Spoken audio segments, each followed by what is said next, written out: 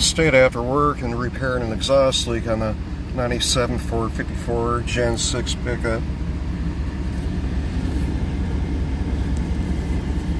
Fuel trims are right in line.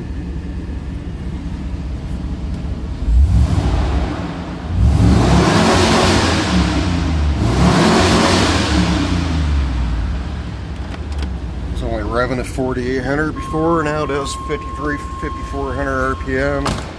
Hypertech program finally was working correct.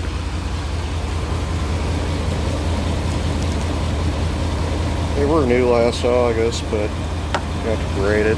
These are Velcros. I installed NOS GMs.